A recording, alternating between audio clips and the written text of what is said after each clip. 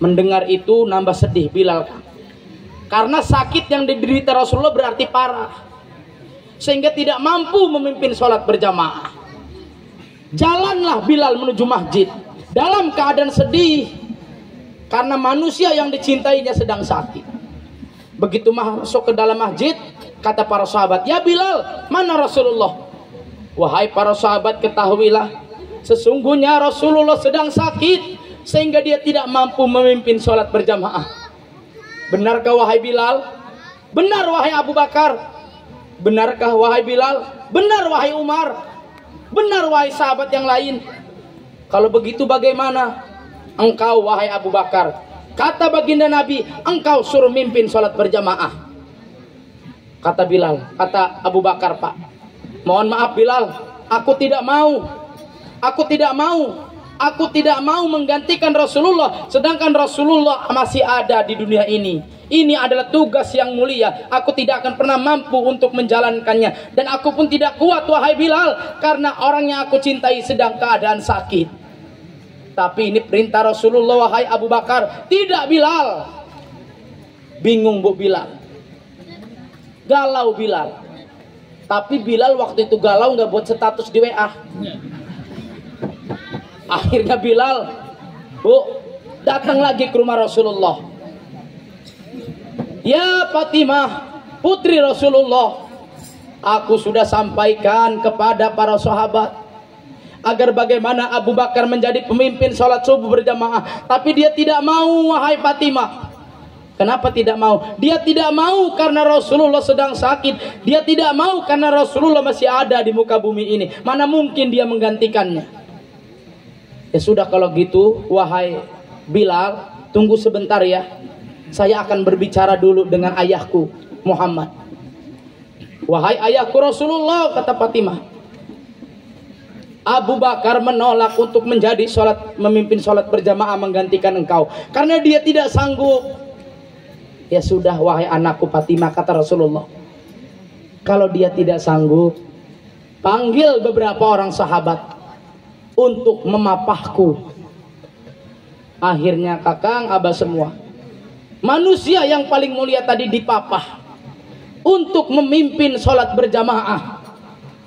Ketika Rasulullah dipapah menuju ke dalam masjid, menjerit semua sahabat berzikir kepada Allah, melihat orang yang dicintainya sedang sakit.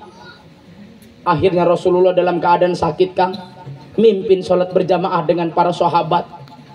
Begitu mimpin sholat berjamaah, ini sholat nggak kayak biasanya cepet, karena Rasulullah sedang beres sholat. Rasulullah salam, langsung ngomong, "Ya para sahabatku, mohon maaf, sepertinya pertemuan kita sudah tidak lama lagi. Perjumpaan kita ini sudah tidak lama lagi, wahai para sahabat." Langsung menangis semua sahabat. "Tidak mungkin ya Rasulullah. Ini sudah kehendak Allah wahai para sahabat. Dan saat ini," kata Rasulullah, "saya ingin meminta maaf kepada kalian.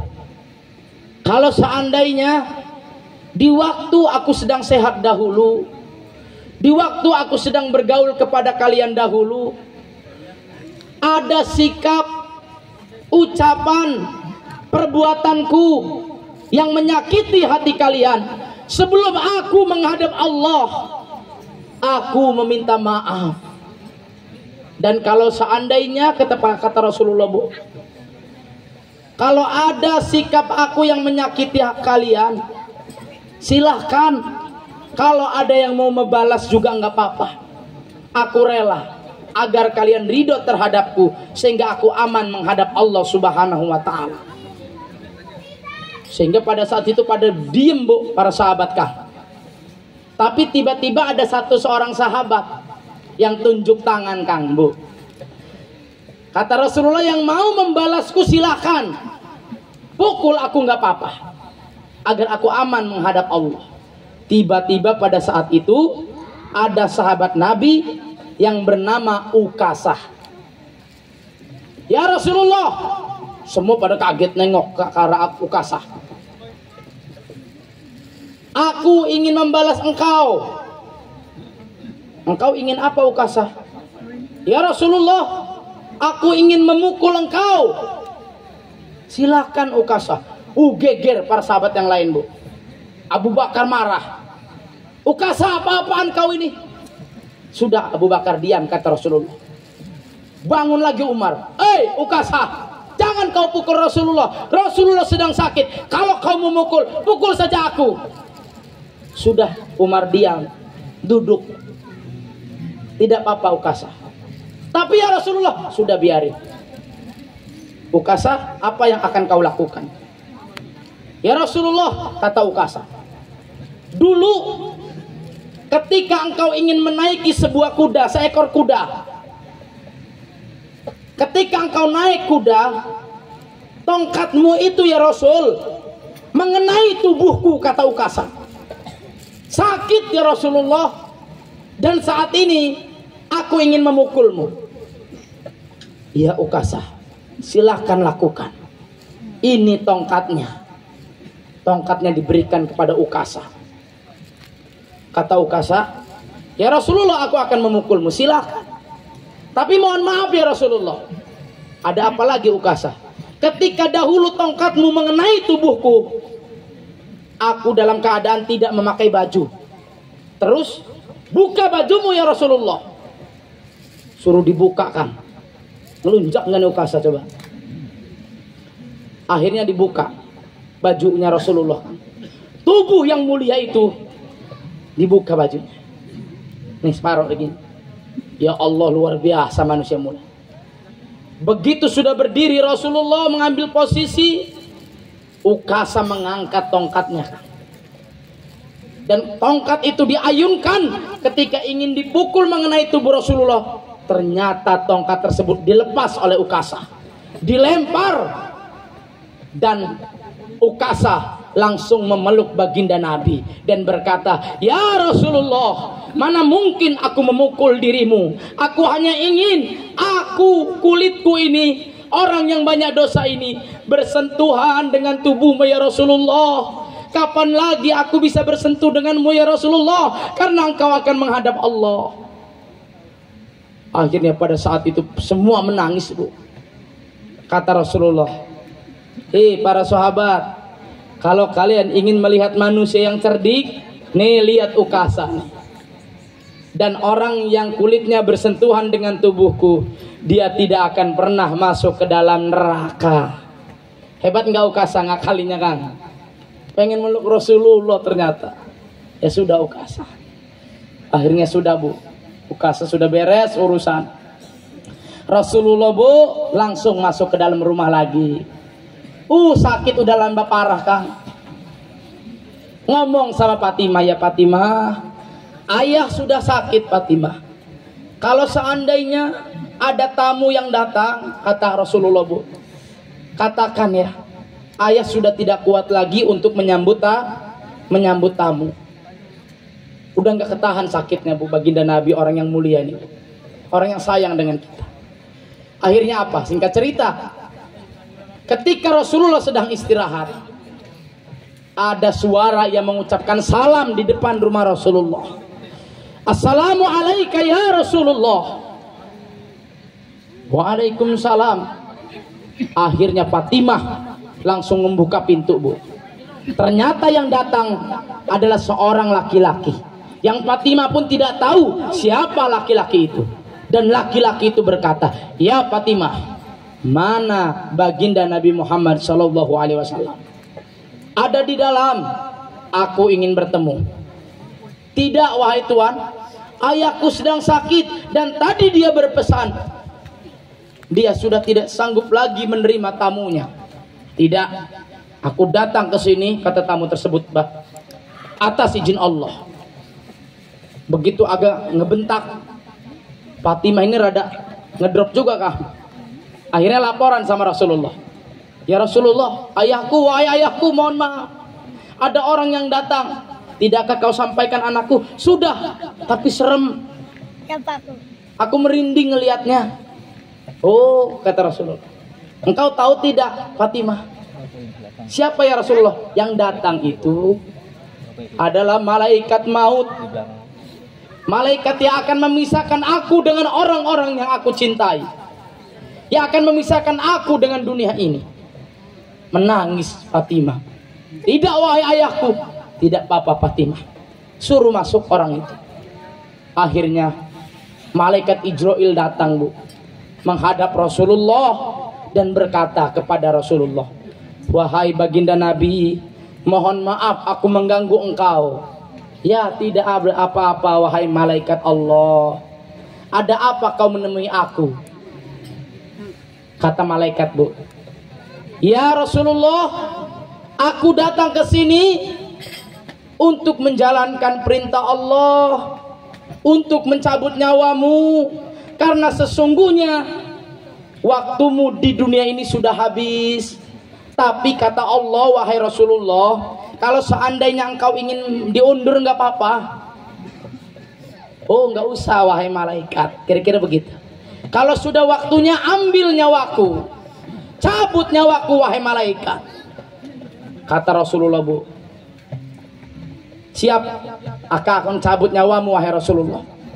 Tapi mohon maaf ya Rasulullah, kata malaikat, kalau seandainya aku mencabut nyawamu, nanti engkau merasakan sakit, engkau merasakan perih. Maaf ya Rasulullah, kata malaikat, Bu, memang begitu rasanya sakaratul maut. Kata Rasulullah, ya malaikat maut, apa benar nyawanya dicabut itu akan sakit? Ya sakit ya Rasulullah.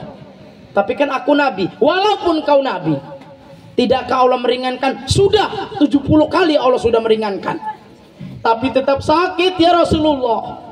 Kalau begitu, kalau aku saja masih merasakan sakit, bagaimana dengan umatku nanti yang ada di gedung air? Apakah masih merasakan sakit malaikat? Kan ini ceramahnya lagi di gedung air kan. Apakah akan merasakan sakit juga malaikat? Ya Rasulullah, engkau saja yang kekasih Allah masih sakit, apalagi umatmu ya Rasul. Akhirnya benar ya Allah, ketika Rasulullah dicabut nyawanya, pada saat itu datanglah istrinya Rasulullah, para sahabat yang lain. Dan pada saat itu ketika Rasulullah sedang najah, pipinya Rasulullah tepat berada di pangkuan istri tercintanya, yaitu Aisyah. Berkeringat kening Rasulullah. Ketika nyawanya dicabut, berkeringat kening Rasulullah, merasakan sakit. Sehingga pada saat itu para sahabat yang melihat seakan-akan ingin membersihkan keringat itu, tapi pada saat itu langsung keringat yang ada pada kening Rasulullah, yang merupakan husnul khotimah, tanda-tanda itu, dibersihkan langsung oleh Aisyah istrinya. Tapi mohon maaf ibu bapak, Aisyah ngebersihin kening Rasulullah dari keringatnya itu bukan dengan tangan Aisyah, melainkan tangannya Rasulullah dipegang, diusapin sendiri di keningnya Rasulullah. Sehingga pada saat itu ada yang protes, termasuk Abu Bakar dan Umar. Ya Aisyah, istri Rasulullah, mengapa engkau mengelap kening Rasulullah dengan tangan Rasulullah? Kenapa tidak dengan tanganmu sendiri? Kan istrinya, Bu, ya. Kenapa dengan harus tangan Rasulullah? Apa jawaban Aisyah? Wahai Abu Bakar, wahai Umar, sesungguhnya tangan Rasulullah itu lebih lembut daripada tanganku. Tangan Rasulullah itu lebih mulia daripada tanganku. Aku tidak mau kening yang mulia ini bersentuhan dengan tangan yang tidak mulia. Udah sakarat aja masih dipuji tubuh Rasulullah, Bu. Subhanallah. Begitu dicabut nyawanya Rasulullah, Bu, merasakan sakit. Dan pada saat itu Aisyah istri Rasulullah mendekatkan telinganya. Ada yang diucapkan oleh Rasulullah. Yang diucapkan oleh Rasulullah kala itu adalah, yang pertama adalah, udah 14 menit. As-sholah. 1 jam. 14. As-sholah. Udah 1 jam kan? Jaga sholat umatku. Jaga sholat umatku. Kita disuruh jaga sholat ibu bapak, biar hidup kita barokah. Bagaimana tidak barokah? Karena sholat itu didapatkan langsung Rasulullah naik ke atas langit. Rasulullah memerintahkan kita untuk sholat agar hidup kita barokah, agar rumah tangga kita barokah, agar anak istri suami kita barokah. Jaga sholat, kata Rasul. Yang kedua kata Rasulullah apa? An-nisa, wanita, muliakan wanita, maksudnya Rasulullah. Lindungi wanita, didik wanita, karena wanita ini adalah kunci kesuksesan manusia, terutama para pemuda. Kalau wanita rusak bu, para pemuda kita. Al-ummu madrasatul ula, karena perempuan itu sekolah pertamanya bagi anak-anaknya. Kalau perempuan rusaklah semua generasi muda kita ini. Jaga wanita, kata Rasulullah. Dan yang ketiga kata Rasulullah, umatku ya Rasulullah. Kata Rasulullah, aku sakit merasakan sakarat ini. Ya malaikat, mumpung sekarang aku sedang dicabut nyawanya, kata Rasulullah, tolong berdoa kepada Allah. Berdoa apa ya Rasulullah? Malaikat pun tidak tega. Katakan kepada Allah, berikan semua rasa sakitnya sakaratul maut yang akan dirasakan oleh umatku. Mumpung sekarang aku sedang dicabut nyawanya, tumpahkan semuanya rasa sakitnya untuk diriku saja, umatku jangan, kata Rasulullah. Makanya benar ini doa diijabah. Walaupun kita sakit dicabut nyawanya, tapi tidak sesakit orang-orang kafir ketika dicabut nyawanya oleh Allah Subhanahu wa taala. Ini berkat doanya Rasulullah, tubuh orang yang cinta banget sama kita, Nabi Muhammad Shallallahu Alaihi Wasallam. Semoga pertemuan ini kita semakin cinta dengan Rasulullah. Coba salawatan dulu sebentar. Sallallahu ala Muhammad, sallallahu alaihi wasallam, sallallahu ala Muhammad, sallallahu alaihi wasallam. Ingat ya Bu ya, hai Kang ya. Tuh pesan Rasulullah. Semoga hidup kita barokah. Terutama nih untuk para pemuda, mohon maaf sebelum ceramah ditutup ya. Kalau kita pengen sukses para pemuda, kata Rasulullah, hayatul fatah wallahi bil ilmi wa tuqa. Hidupnya seorang pemuda, kata Rasulullah, kalau pemuda itu mau sukses, mau dianggap keberadaannya, kata Rasulullah, wallahi demi Allah, dengan ilmu dan takwa. Kalau anak muda tidak punya ilmu dan takwa, dimanapun dia hidup, keberadaannya tidak dianggap. Maka sekarang mumpung masih hidup, yuk bareng-bareng ibadah, bareng-bareng cari ilmu, biar barokah hidupnya ya. Dan terakhir kakang, abah semua nih, jangan bosan-bosan mendidik anaknya untuk paham ilmu agama. Terserah teh, terserah kang, terserah bah, anaknya cita-citanya mau apa. Mau jadi polisi silahkan, tapi polisi yang soleh. Mau jadi dokter, dokter yang soleh. Mau jadi pejabat yang soleh nggak masalah. Jadi pengusaha yang soleh. Pengen jadi apa lagi misalkan? Jadi apa? Ini jutnya tua. Ultraman. Terserah, yang penting jadi manusia soleha. Begal yang soleh, begal soleh malaka gitu. Ya. Tukang son yang soleh nih kayak gini nih contohnya nih. Ya Allah ya Bu ya. Rajin ngaji ya Kang ya. Insya Allah doa kayak gini malam hari kita ngaji nih. Kakang bertawasul, apa bertawasul bukan ngajarin. Gimana tawasulnya? Ya Allah, saya sekarang hadir pengajian muludan. Saya minta berkahnya untuk anak saya ya Allah, untuk cucu saya ya Allah. Saya memang gak paham ilmu agama ya Allah. Saya pengen anak-anak saya paham ilmu agama. Siapa sih Bu yang gak punya anak pengen paham agama ya Bu ya? Apalagi mendidik anak tuh susahnya luar biasa. Ibu mah lebih paham duluan karena anaknya lebih banyak daripada saya Bu.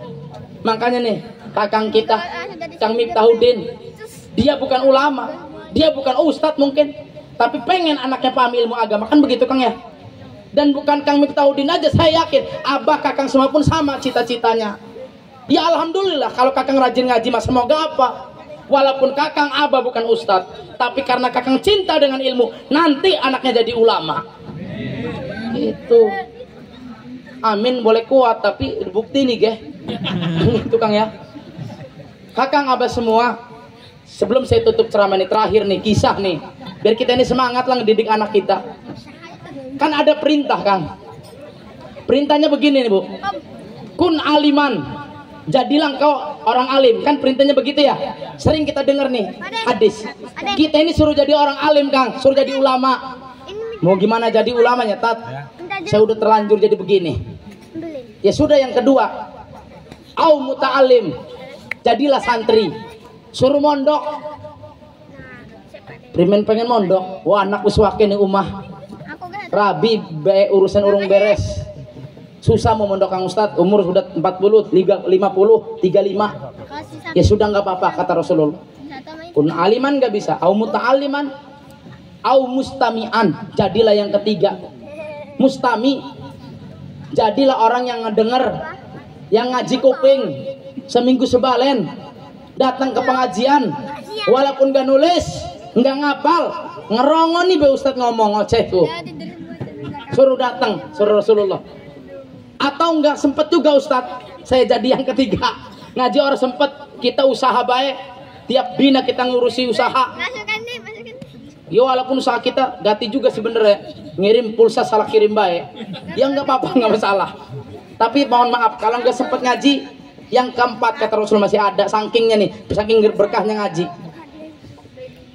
Au muhibban, jadilah pencinta ulama, jadilah pencinta ilmu. Walaupun kakak nggak sempat ngaji, walaupun ngajinya cuma 2 bulan atau setahun 2 kali, karena memang bener-bener sibuk, jadilah muhibban, orang yang cinta dengan ilmu, pasti dapat kebarokan hidup. Tapi jangan jadi yang kelima, pembenci ilmu. Kang Bah, nih cerita terakhir nih, biar kita ini barokah. Bener ini mah terakhir weh, tenang baik sih.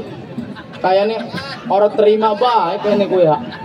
Kun maaf ngelipir garap ngoyo, kun mah.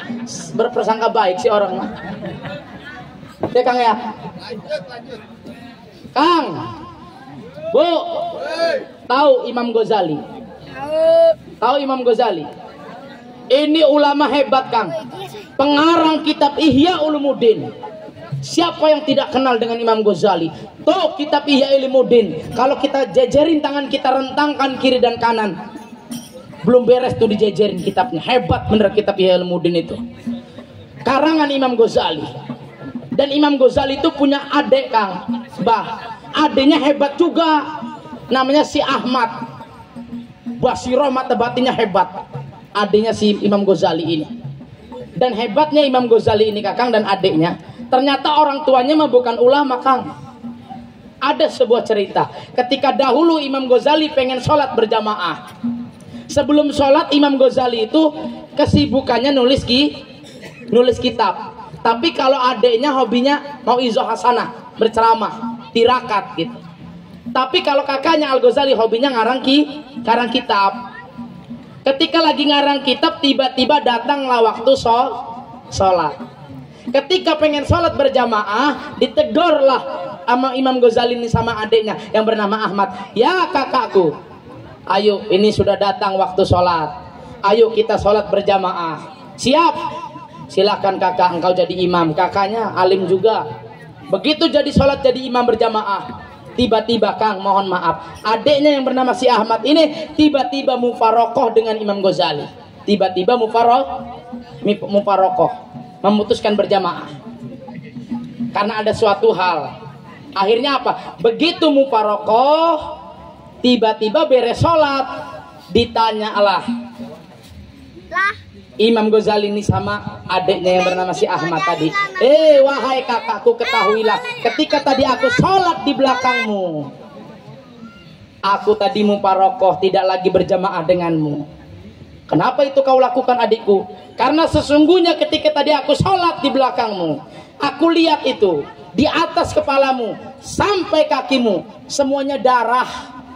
Apa yang kamu pikirin? Hebat, bisa melihat apa yang orang lain tidak lihat. Kata Imam Ghazali, wahai adikku, benar yang kamu lihat itu benar. Apa yang kamu lihat? Ya darah tadi. Apa yang terjadi wahai kakakku? Benar wahai adikku, sesungguhnya ketika tadi aku sholat, terbesit di dalam pikiranku sebentar, sedikit saja, masalah haid yang tadi aku tulis sebelum sholat. Cuma sebentar, tapi adikku, mungkin sebab itu kau lihat dari ujung kepalaku sampai kakiku darah semua. Luar biasa. Adenya hebat, kakaknya juga hebat, Kang. Dan kita nggak bisa bayangin kalau seandainya model kita ini sholat berjamaah, yang makmum adenya Imam Ghazali, bentuknya apa kita ini, Kang? Ya Allah, Kang, luar biasa. Tapi ternyata dua manusia hebat itu bapaknya bukan ulama, Kang. Cuma bapaknya Imam Ghazali ini punya kebiasaan, kalau setiap lagi dagang manisan, datang waktu sholat dia sholat. Ada pengajian di masjid dia dengerin, dia berdoa kepada Allah, ya Allah, saya pengen anak saya paham ilmu agama. Kadang kalau lagi dagang yang beri santri, nggak segan-segan, kadang juga digratisin, karena dia berdoa kepada Allah, anak saya pengen jadi ulama ya Allah. Karena kebiasaan tersebut, Kak, akhirnya dipandang oleh Allah Subhanahu wa Ta'ala. Dan sekarang siapa yang tidak kenal dengan Imam Ghazali ya? Maka nek Kang Taudin amun anes itu ku santrius gratis baik. Maksudnya bukan begitu, maksudnya dilayani dengan baik, dengan sopan. Ya, Kakang Abah semua rajin ngaji. Semoga nanti anaknya dipahamkan oleh Allah menjadi orang yang paham ilmu agama kira-kira. Seperti itu saja ya. Tadi yang baju coklat udah bergeser. Kayaknya itu ngurusin apa sih? Kotak-kotak tuh hadiah, Kang ya? Wah, ada hadiah malam hari ini. Ya Allah, ngomong jadi selama ini nggak lama-lama, Kang ya. Ya Allah, mohon maaf ya Bapak ya. Semoga kita semua barokah delang. Ngomong juga ngecaprak mana-mana inilah. Insya Allah pertemuan kita malam hari ini barokah, amin ya Rabbal. Kita semua pulang membawa rahmat dari Allah Subhanahu wa Ta'ala, membawa keberkahan. Dan yang paling penting, saya pulang dari ini, saya mendapatkan paha dan mendapatkan beriman amplop. Bukan amplop, Pak, tapi apa? Ampunan. Ora oleh Ustadz ngarepi amplop, Kang, ora oleh. Wingi kita ceramah sing tataan, dini amplop tak buang amplopnya. Enggak boleh itu, Kang ya. Enggak boleh. Insya Allah barokah masyarakat sini, barokah, amin ya Rabbal. Udahlah segitu aja, Kang ya. Terima kasih atas segala perhatian, mohon maaf atas segala kekurangan. Allahumma fiqh lakum. Wassalamualaikum warahmatullahi wabarakatuh.